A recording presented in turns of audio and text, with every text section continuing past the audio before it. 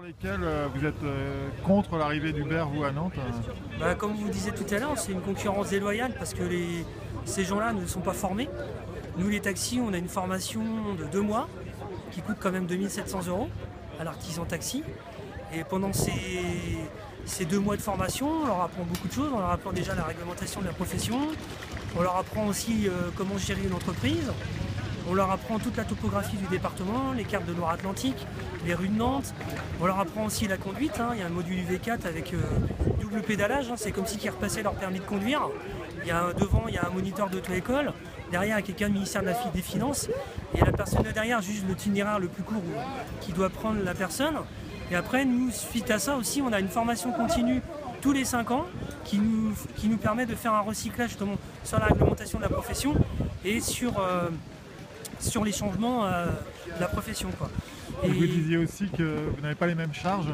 Non, tout à fait. Nous, on paye bien sûr des charges au RSI. Eux, ces gens-là ne payent rien parce que c'est des gens qui sont salariés, ils font ça le soir après leur travail. Donc, eux, on ne sait même pas si c'est déclaré aux impôts.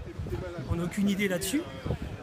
Nous, on a nos charges. En plus, comme on disait tout à l'heure, nous, on a une assurance professionnelle pour les personnes transportées et leurs bagages.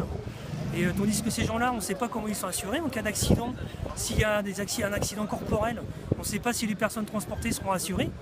La société Uber, ils disent que oui, mais on n'a aucune certitude. Nous, on est assuré pour tout ce qu'on transporte, les personnes et leurs biens. Et en plus de ça, on a un contrôle technique qui nous est imposé tous les ans. Tandis que ces gens-là, ils font un contrôle technique tous les 4 ans.